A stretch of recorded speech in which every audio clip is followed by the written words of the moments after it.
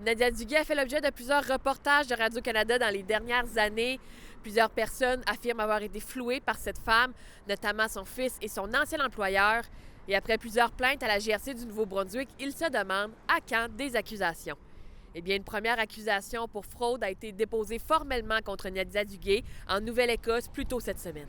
She was at the dealership. She was attempting to trade a vehicle for another vehicle. Nadia Duguay s'est rendue au concessionnaire Chrysler à Amherst le 6 janvier dernier pour tenter de s'acheter une voiture avec des documents falsifiés.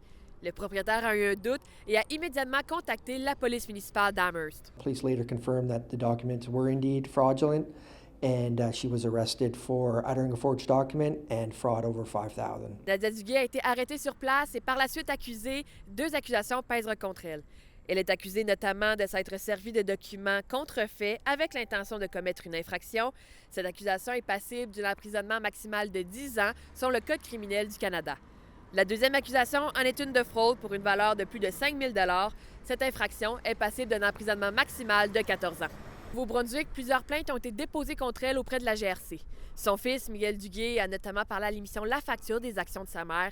Il dit qu'elle l'a couvert de dettes et mené à la faillite à l'âge de 20 ans. Son ancien employeur soutient que Nadia Duguay a tenté de s'acheter un véhicule Cadillac avec des documents falsifiés de sa compagnie. Lui et le concessionnaire de voitures ont porté plainte auprès de la GRC. Malgré tout, il n'y a aucune accusation contre Nadia Duguay au Nouveau-Brunswick, mais elle devra se rendre en cours en Nouvelle-Écosse pour répondre aux 2 chefs d'accusation qui pèsent contre elle.